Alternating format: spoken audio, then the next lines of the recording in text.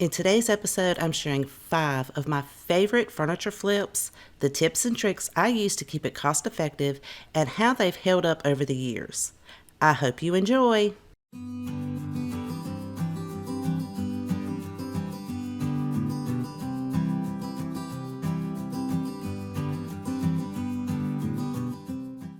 This is an MDF dresser, so it's not made of real wood, but overall it is in a really good shape and I love the design of it. It does have some scratches and dings and a few stains on it, but the great thing about it is it came with feet. Now, one of them has broken off, so I'm going to see if I can repair that. But first, I really need to give this a good thorough cleaning. So I'm going to lay a drop cloth out just to protect my carpet since I'm doing this inside. It is super cold outside. So once I have that in place, I am going to take my vacuum cleaner and remove any and all of the dust and debris so I can get a good fresh start so I can go through and really clean this. So I'm going to flip it over first to see if I can repair the foot that has broken off. It's just a piece that has broken off on the corner. I'm using some Gorilla Glue. I'm going to attach that or apply that all over this MDF piece. Then I can replace that piece on there and use a few clamps to hold it in place and let that glue set. So while I'm waiting for that glue to set up, I'm going to start cleaning this dresser, and I am using Mr. Clean Deep Cleaning Mist. They have a lavender scent and a lemon scent. It is just a hint of lavender and it smells so good. It's not overpowering. This is a great product to clean with. I have this listed in my Amazon store in my description box below if you are interested. It does a fantastic job of really cleaning this dresser up. I'm going to go over the entire outside of this dresser, the inside. I just want to make sure all of the debris is removed and I have a nice, clean, fresh start on this. As I'm going through, I'm also going to tighten up anything that has worked itself loose. I'm also cleaning those beautiful decorative feet, as well as all of the drawer inserts. And I'm going to go ahead and remove all of the hardware from the drawers and set those to the side. You just spray this light mist over it, let it set for just a minute or two, and it just wipes right off. Now, this dresser did have quite a few stains, but I am trying my best to remove all of the stains to avoid having to paint the outside of the dresser because I already liked the white color that's on there. So if I can get all of these stains removed, I won't have to paint that. So there were a few very, very stubborn stains. So never underestimate the power of bleach. I'm going to mix up a 3-to-1 ratio of bleach and water. So 3 parts bleach, 1 part water. I'm just going to dab that into the bleach mixture, apply it to these very stubborn stains, and let it set for about 15 minutes. Then I'll go back in and with some elbow grease and scraping it with my fingernail, I was finally able to remove some of these extremely stubborn stains. Make sure that you go back in and wipe that off and rinse it off with a clean, wet rag to remove any of that bleach mixture that's already on there. While that glue is still setting, I'm going to go ahead and reattach that foot to make sure it's going to stay in place and also provide some added pressure right there where I placed the glue. And I'll go ahead and add the remaining feet as well. So once the glue's set, I'll remove the clamps, and I am using some plastic wood filler, and I'm going to fill in that crack in the front and on the left-hand side. I don't worry about the bottom part too much because you won't be able to see that once the dresser is sitting upright. After that dries, I'll take some sandpaper and sand it down nice and smooth. And if I need to go back in, I can touch it up with a little bit of paint. So it looks so beautiful with these feet on the bottom. Now it is time to really work on the top and get it cleaned. Now I was able to remove most of those stubborn stains on the top using that bleach mixture, but there are some dents and cracks. And I'm going to be painting this, so I am taking some sandpaper. It's 150 grit, going over some of those dings and scratches to really really make sure they're nice and smooth. And then I'm going to take my 220 grit sanding block and go over the entire top part of the dresser. Since I will be painting this and it is such a smooth finish, I want to make sure that my paint has something to really adhere to. Then I'll go in, wipe everything off, remove any and all of that sanding dust. And I'm going to do the same thing to the recessed parts of the drawers. So now that I have sanded those and wiped them down, I'm going to be painting the recessed part with Deco Art gray chalk paint in the color Artifact. I also have this listed in my Amazon store if you are interested. I'm going to use a detailed angled brush to really carefully go around this to make sure I don't get it on the outside of the drawer. But if you like, you could always go in and tape that up. I'm just taking my time going through there so I didn't have to do that extra added step of tape. After I get that first coat applied, I'm going to make sure that I do all of the recessed parts on the drawers, allow it to dry, and then I'm going to take that 220 grit sanding block, go over it very lightly to make sure the brush strokes and everything's nice and smooth and even. And then I would remove that sanding dust and give this a second coat on all 4 drawers. And it is just a gorgeous, beautiful gray color. I absolutely love this color paint. So while they're drying, now I can go and start working on the top of the dresser, which I'm going to use the same gray paint. I'm starting off by going around the outside edging with that detailed angled brush, really taking my time. And because this is like a white, smooth MDF, if you happen to get this chalk paint somewhere else, you can always take a wet baby wipe and wipe it right off while the paint is still wet. Using a chalk brush, I'm going to apply the first coat all going in the same direction and allow that to thoroughly dry. Once it has dried, I'm going to take my sanding block and go over the entire top part of this dresser to smooth it out. And again, make sure that I come back in, wipe everything down, and remove any of the sanding dust. The second coat I'm going to apply in the opposite direction so that it will give me this nice, almost like fabric pattern on the top with the 2 different brush strokes going in different directions. Allow that to dry, and I will sand it smooth again as well, removing the sanding dust. To protect my chalk paint, I am applying Krylon Clear Sealing Wax. You can find this at your local home improvement store. I also have it listed in my Amazon store if you're interested. I am applying it with a lint-free cloth, and then I am taking a clean lint-free cloth and blending it in and removing any of the excess, and I'm going all in one direction. Allow your wax to set up and dry. I am also going to go over all of those recessed panels on the drawer fronts, and you can apply 1 to 2 coats. Just make sure that your wax dries in between those 2 coats. Once everything has dried, I can now reattach my hardware to the front, and I opted to keep the knobs white because I love the way they pop out on the front of this gray drawer. Now I can put all my drawers back together, and you guys, this piece turned out so beautiful. It did not cost me anything. I already had the sealing wax, the chalk paint, the cleaner, everything on hand, and I absolutely love how it turned out. It just goes to show to think twice before you throw something out, because you could really repurpose it, give it new life, and really customize it to your style. And this is how it looks over 3 years later.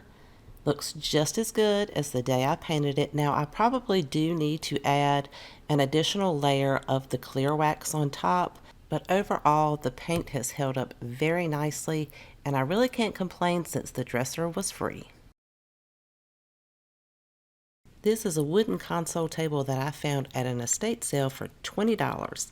And I did make a couple of mistakes on this one, but I'll show you how I fixed them. Now, I'm not very fond of the orange tone in it, so I am going to be changing that color.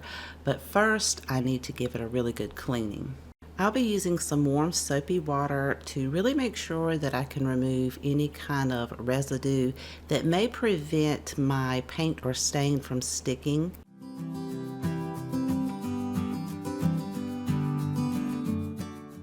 I'm going to use my electric sander to scuff up the bottom part of this console table because I want to paint it.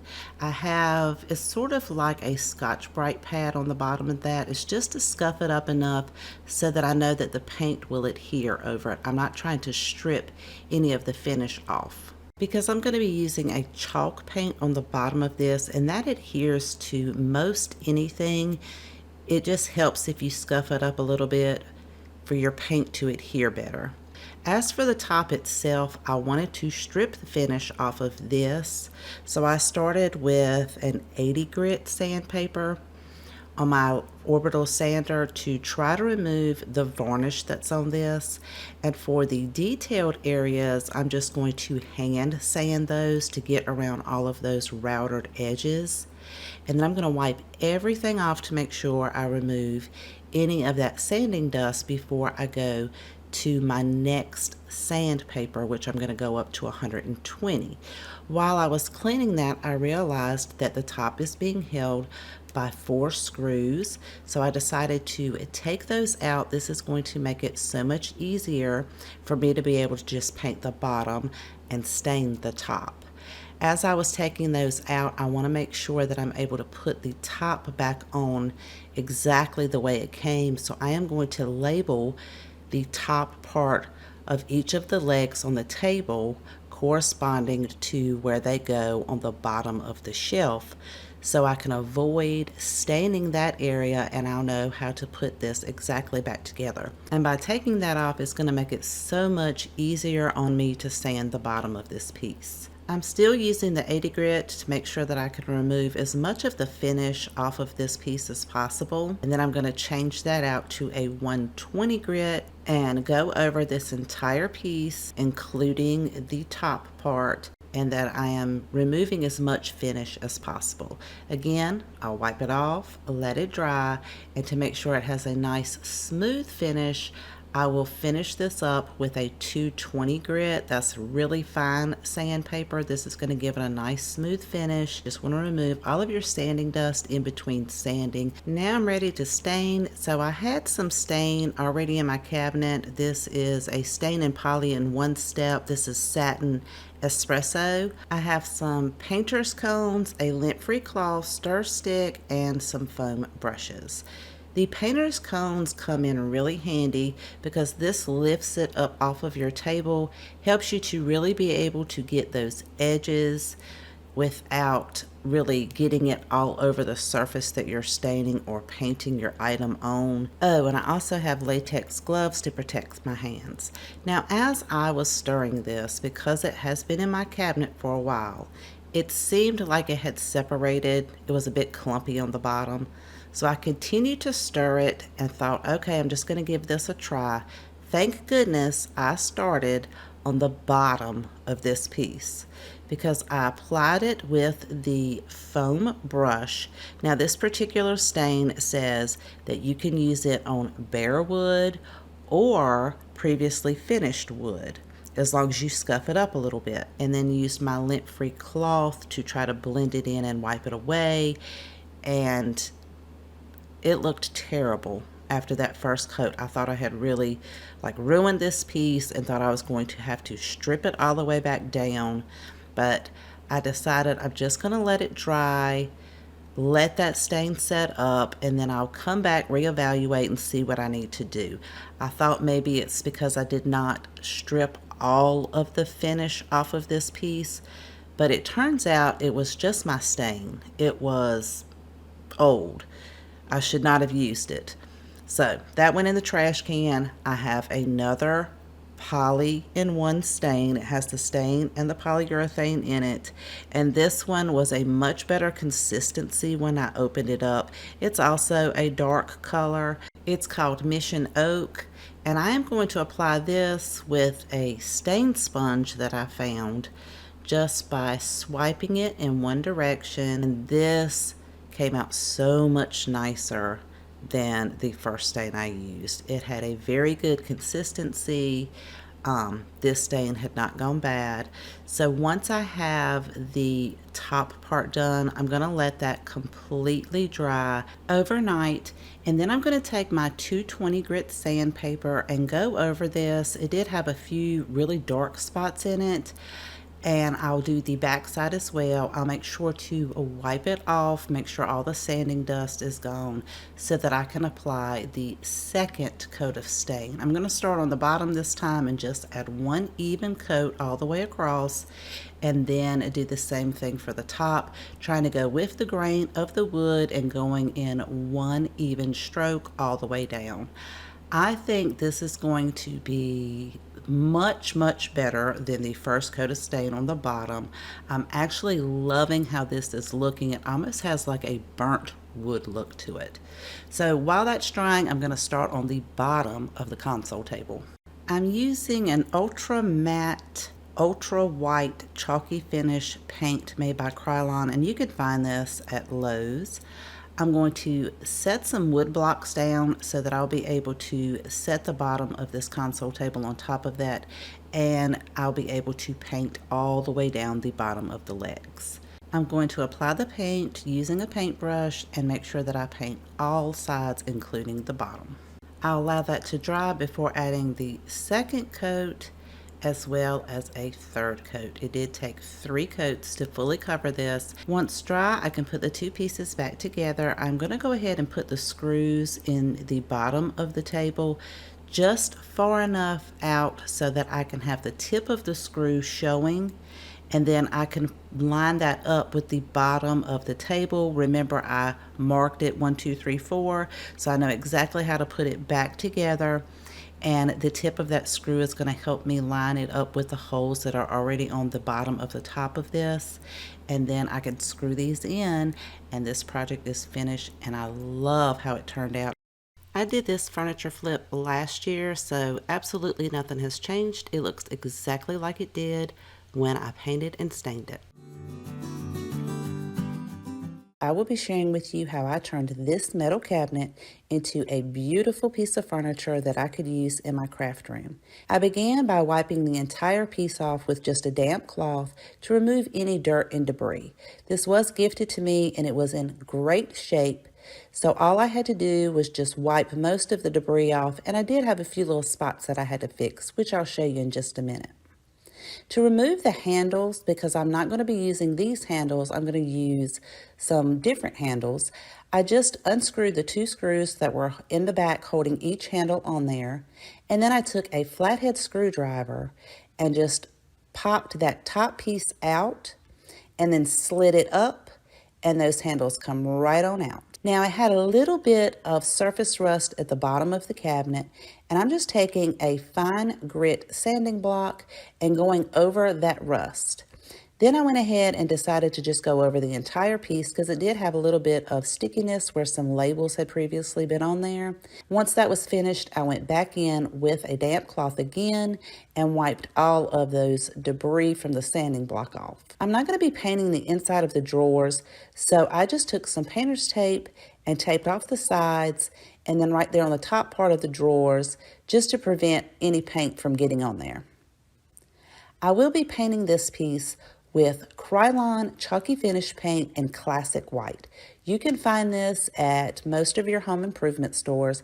I will try to link this in my Amazon store if I can, which will be in my description box. I started off with a small chalk brush just to get those outside edges of the cabinet as well as the outsides of the drawers. And yes, I did paint that keyhole because I don't have the key to it and I wanted it to blend in nice with that top piece. I also went around the handles and all of the outside rims of the drawers. For the main part of it, I used a thick chalk brush. Again, you can get this at your home improvement store, or I'll try to leave it in my Amazon store. And I went over the entire cabinet. I will be painting the tops and the drawers with a different color, but I wanted to start off with a consistent palette.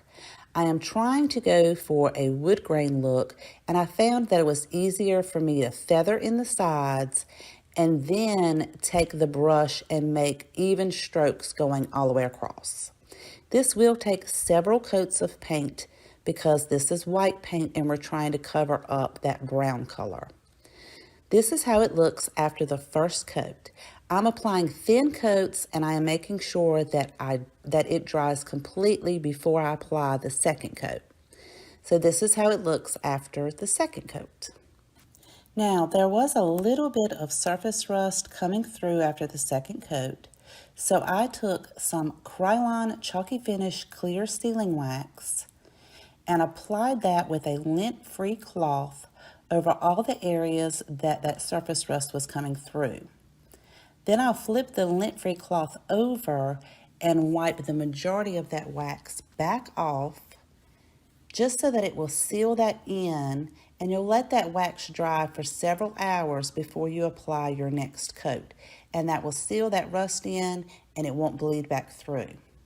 And this is where I did that on the front as well, because it did have quite a bit of surface rust there at the bottom. To work on the handles, now I found these handles on a discarded dresser on the side of the road, and the dresser was in extremely poor shape, but the handles were salvageable and they were free, so I picked these up.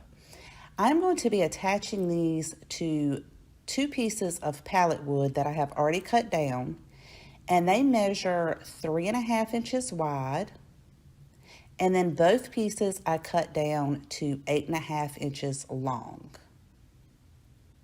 So I'm going to be centering these silver cup handles to the front of these pieces of pallet wood with the screws that already came in the handles. And I'm just going to find the center of my pallet, and then I'll find the center of the handle so that I can make my markings so I'll know where to pre-drill my holes. Now where the screws go into the back of the handle, it has like a silver cup type thing at the bottom. That is where I made my markings so I would know where to drill. And here I'll just give you a little bit of a closer view so you'll know what I'm talking about. Then I'm just going to take a couple of pieces of blocks of wood that I had in my craft room so that I can put the pallet wood on top of that and I don't drill a hole through my table. I've gone ahead and put in a drill bit that is the same diameter as the screws that came with the handles, and I'm just pre-drilling where I already marked, and I did that for both. Now you'll want to make sure that your handles fit and that they're centered before you move on to applying any type of color or stain or sanding these down. I went ahead and removed my pencil marks, and now I am just sanding both of these down smooth, including the outside edges of each piece. Now I am going to be painting the drawer fronts and the top in Waverly Antique Wax because I am going for a wood grain look. I wanted the drawers and the top to look like real pieces of wood. And I'm also going to do that with the 2 pieces of pallet wood that I've cut down. I've gone ahead and taped the top off, and this is how the cabinet looks after the 4th coat. So 4 coats, and it was just a beautiful finish. Now, I am going in with the Waverly Antique Wax with a small brush, and I'm just going, this is just for the outside edges of the drawers with that small brush. And then I'm taking the lint-free cloth and wiping most of that wax off. Then I'll come in with a larger chalk brush, and I will try to leave this in my Amazon store, but you can buy it at any home improvement store. I am working in small sections at a time, and then taking my lint-free cloth and wiping the majority of that wax off, going in one direction like nice long strokes of wiping the wax off so that it gives it that wood grain look and it gives it a little bit of definition and depth. I did that for both of the drawer fronts as well as the top and then all of the outside edges of the top. Again, just go in small sections because you don't want to leave the wax on there too long. You want it to have a consistent color as the drawers. And you also want to make sure that you let that wax dry for several hours before you go in with any second coats. I went ahead and did those pieces of pallet wood in the same method, just applying the wax and then wiping most of it off. Now that my wax has dried on the drawer fronts, I'm going to go in with just my lint-free cloth, dabbing it into the wax, and then sort of like smearing it in one direction as I'm going, just to give it a little bit more depth and definition, and filling in any lines or making it a little bit darker. And this is kind of giving me that wood grain effect that I'm going for. And I will do that for both of the drawers as well as the top. And if you need to make it darker or you liked it lighter, you can just leave it whichever way you like. But I'm trying to get those lines in there just to make it look like it is real wood. Again, you will want to make sure that you let these dry, this wax dry, before you put on your final wax.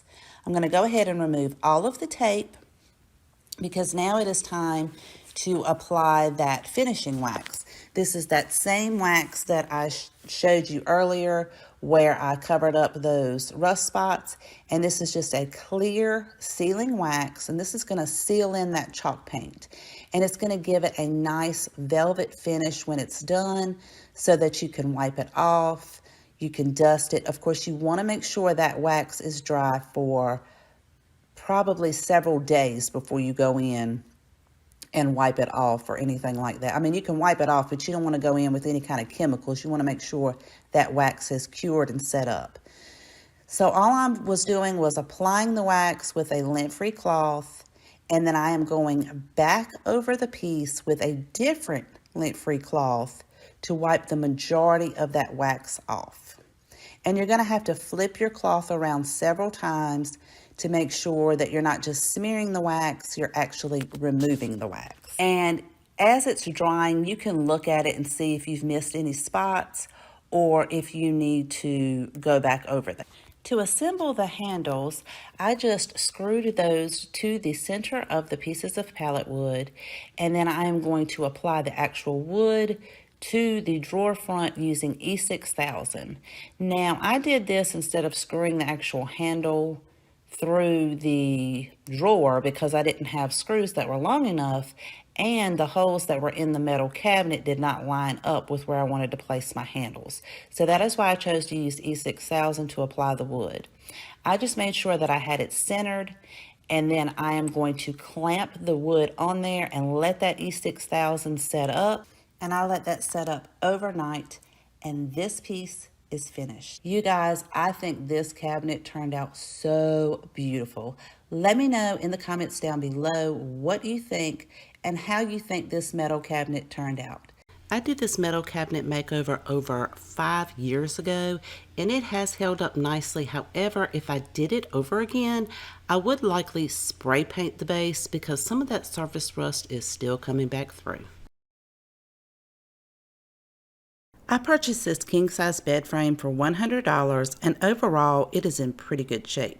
It has some extra storage with these 2 large drawers at the foot of the bed, but I want to give it a makeover and make it a little bit more my style. Come along with me as I transform this dark wood bed frame into something a little more modern farmhouse. It only took me a few minutes to disassemble this bed.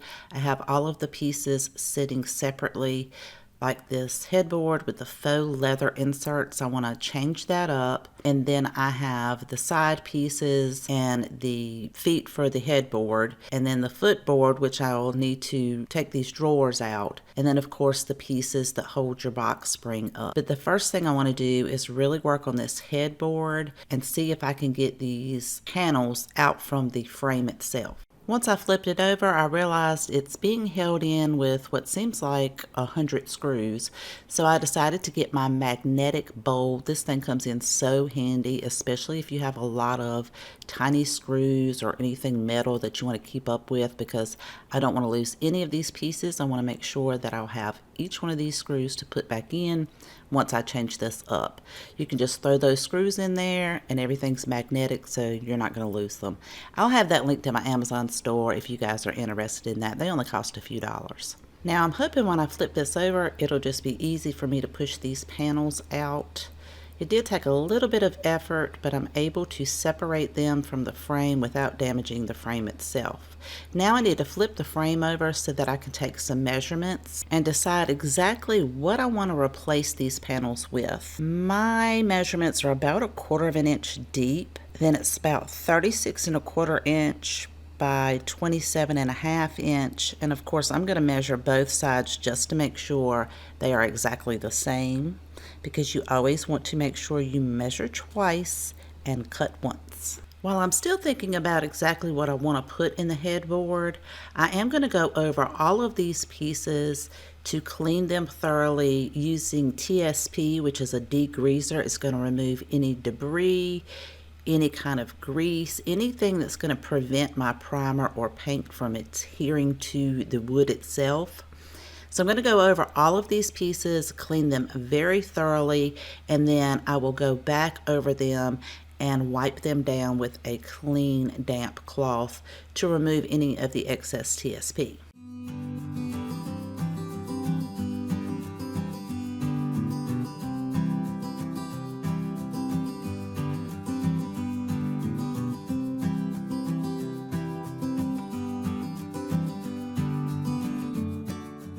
When it came to the drawers, it took me a minute to figure out how to get these drawers out of this footboard. I really thought I was going to end up having to paint it with it inside.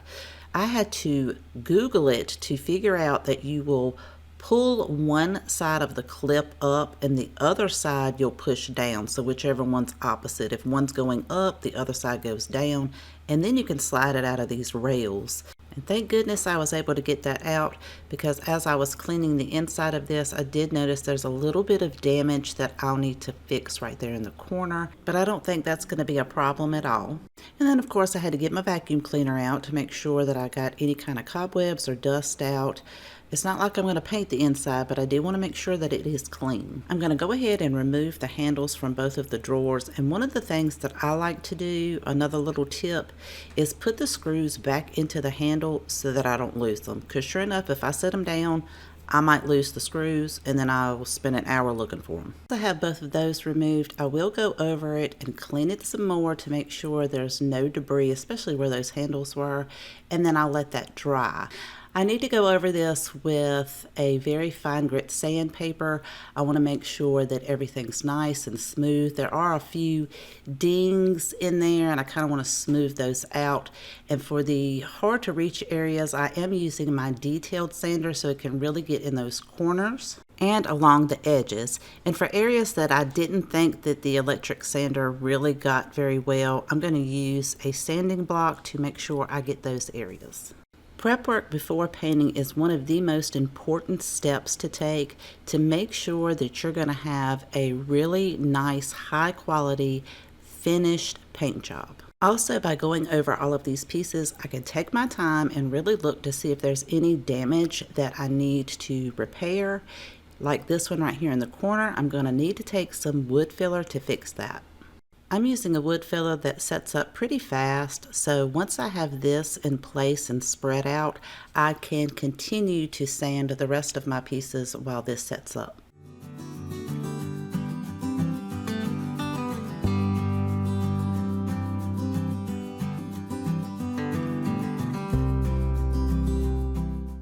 Within just a few minutes, the wood filler is set, so I can go over that with the electric sander, and it is nice and smooth, just like the damage was never there. Now I need to go over each and every one of these pieces to wipe them down with a damp, clean cloth to make sure I remove any of the sanding dust, allow those to dry so that I can start priming these. Anytime I'm painting, I like to lift my items up off of the table using blocks of wood or those painter cones, just to help me put the paint on in an even manner without making a mess all over the table. The primer that I'm using for this project is Zinsser. It is an oil-based primer and a stain blocker. It says that it sticks to all surfaces without sanding, but I wanted to take that extra precaution of sanding because I am going from a much darker color to a white. I'm using an angled brush to get into all of the details and crevices, and I'm also going to use a foam cabinet roller to really blend everything out and get the larger areas, and that will show less brush strokes.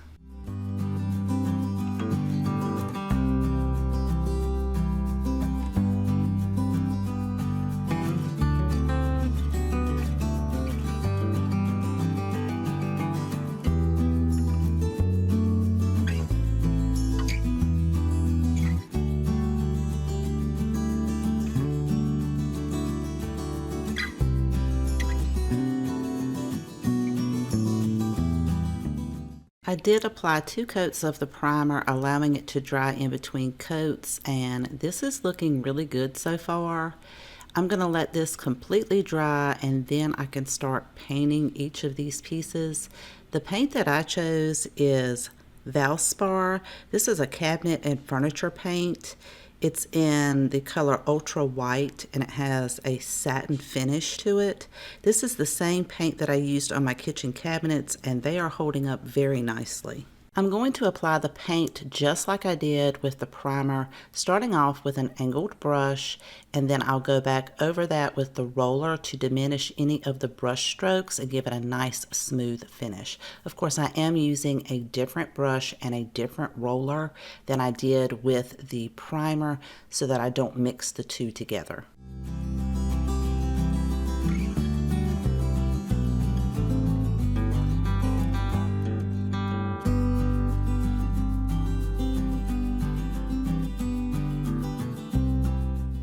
This is how it's looking after the first coat of paint, and since I can see some of those roller marks, I know I'm going to need a second coat, and I think that that's going to give me that really polished, finished look.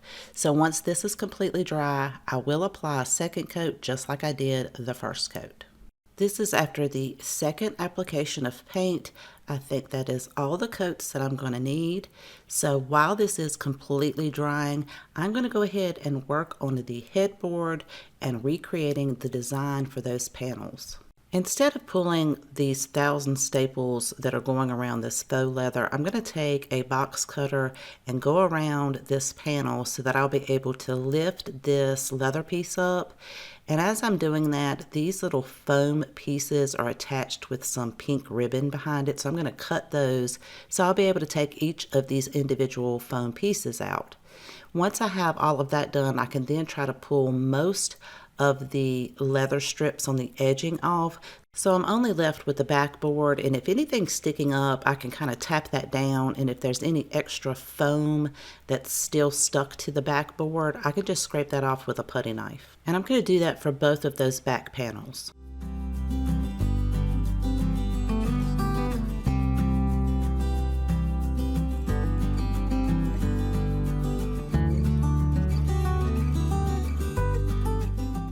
I originally wanted to place some wood planks in the headboard frame, but then when I saw the pricing of the wood, I decided to keep these 2 panels and instead use some of this luxury vinyl plank flooring that I had left over when I placed this in my living room and kitchen. And I think this is just going to be perfect because I already have it on hand. It already has that nice wood look, and I'll be able to attach these to the back panels. I'm going to have a full piece at the top, so I need to go ahead and take a measurement and mark that. And I'm going to cut this with my compact miter saw. I'm also going to save all of the end pieces because I don't want these to have full planks going all the way down. I want it to have a staggered wood look. I'll use that first long piece on the first panel and take that leftover piece to start with the second panel. Using a new plank, I can take my measurement to finish off the second panel, saving that cutoff piece for the opposite panel, because once I get that in place, I can take a new long piece and make that one long panel, and then the 2 pieces that were left over will fit perfectly on the first panel. These slide together very easy. They just snap on the ends together, and then they also snap to the previous piece. So I'm going to continue this pattern down both of these 2 panels. Once I have all of the pieces cut and I know they're going to fit perfectly, I am going to apply some liquid nail under that very first board, and using some clamps, I'm going to clamp that down and allow that liquid nail to set up. Once it completely sets up, then I can start snapping all of these pieces together, adding liquid nail under each piece. That way I know it's not going to move around, it's going to adhere to the backboard, and each piece is going to be tightly snapped into the previous piece. I waited several hours for the liquid nail to set up, and now it is time to move these out of the way so I can set the headboard frame on the table and hope that my measurements are right and that these panels fit down into this frame. I'm going to check each of the corners to make sure they all sit flush and it fits perfectly. Using the screws that I previously removed, I'm going to add those to each of the corners to secure the backing into the frame. And of course, I had to check to make sure those screws were not coming through the front before I proceeded. Once I knew that they were not, I went ahead and installed the rest of the screws on that panel and then attached the second panel in the same way.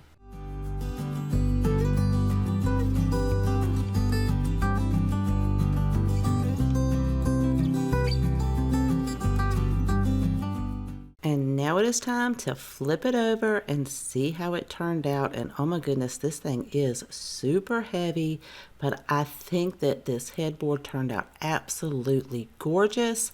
And I can't wait to get this installed and put the entire bed back together. Before I show you the final reveal of the bed put back together, this is just a reminder of what it looked like before, and this is what it looks like now, which I think fits my decor just a little bit better than the leather headboard.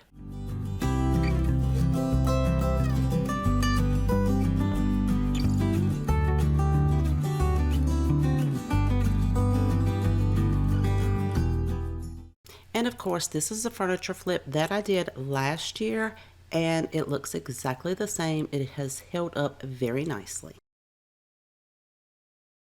We're going to work on a pie safe that was my husband's grandparents. It's been in a storage building for quite a few years, but overall it is in good shape, except for a few minor dings, as well as I have to fix the drawers in some of the doors.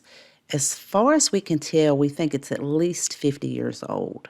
I'm going to remove all of the doors and the drawers and then remove all of the hardware.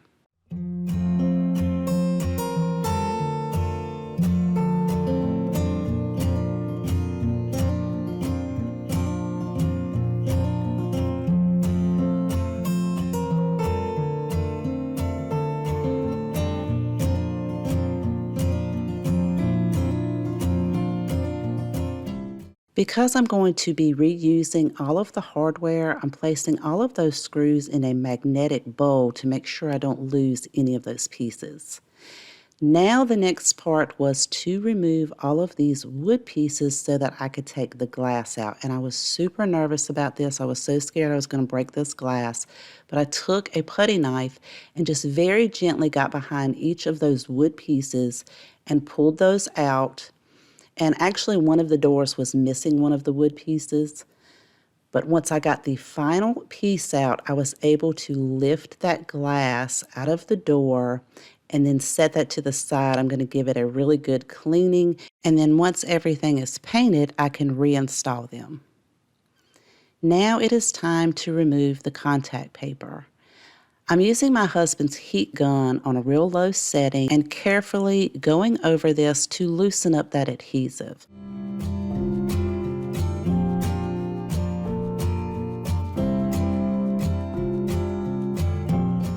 I chose to go ahead and remove the backing from the top of the cabinet just to make it easier for me to paint, and also because it was a very bright red, I knew that I was going to have to paint this with quite a few coats of paint. Then it is time to fill in any imperfections, and I am using DAP plastic wood filler. This is going to give me a beautiful finish in all of those areas that are already chipped or have small dings in it. Once that dries, I'm going to go over it with some sandpaper and make sure everything is nice and smooth. I also went ahead and sanded all of the drawers and the doors as well as the cabinet itself. Again, sanding is very important because you want to make sure that your primer and paint adhere well. Then it was time to break out that TSP substitute and give everything a nice thorough cleaning. As far as the doors, I went ahead and set those up on pieces of wood so that once I was finished wiping everything down and it dried, I could paint each of those, and it would just be easier for me to get all of those edges if they were sitting on pieces of wood. Then I made sure to clean everything very thoroughly and rinse it. I also went ahead and set the cabinet up on some pieces of wood to make sure that I would be able to paint the feet. Now, as far as the hardware, I decided to pour white distilled vinegar to make sure that it would remove any of the grime and some of that rust. And I allowed it to set overnight. Oh, look at all of that grime and rust that came off of there. Then it was time to get a wired brush, so I used 2 different sizes of wired brushes to really clean all of the crevices of these pieces.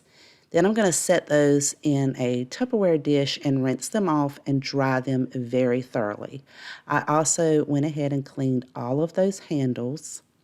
Once everything was cleaned, rinsed, and dried, I took an emery cloth or like a scouring pad to remove any of the rust. And then I'm going to lay everything out on a foam board. This just made it easier for me to put each of those screws down so that I'll be able to spray paint these. I'm going to paint them with Rust-Oleum's Forged Hammer in the color Antique Pewter. This takes about 2 coats and it gives it an absolutely beautiful finish. And yes, I even sprayed those screw heads. Now it is time to give everything 2 coats of the Bullseye 123 primer.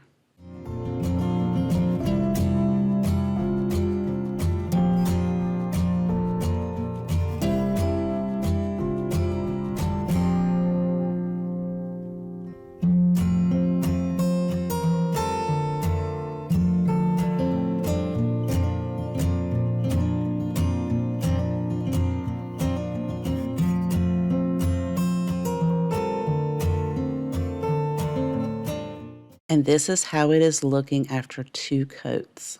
I cannot believe the transformation. So I like to paint the back side of the doors first, and then once those dry, I can flip them over and get the front side.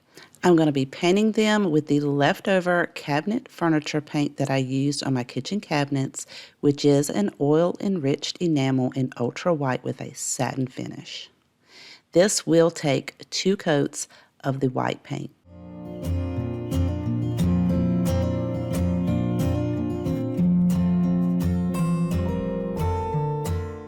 To adhere the glass back into the door frames, I'm using an advanced silicone. You can find this at Lowe's, and a caulk gun. I cut a very small tip, and then I'm going to go right in the corner all the way around with 1 bead of that silicone. Then I'm going to take my finger and spread it out to make sure it is nice and even coverage so that when I place the glass in there, it will adhere. Then very carefully, I'm going to place that glass in there and then take the silicone and add another bead around the corner where the glass and the wood is. And again, I'll spread that out with my finger to make sure everything is nice and sealed. I'm going to let it set overnight, and I do not need to reapply the wood pieces. The silicone will hold the glass in place. The cabinet is completely dry. I've already added the back on using the same nails. Now I can add all of the hardware and handles back on and very carefully place the doors back onto the cabinet.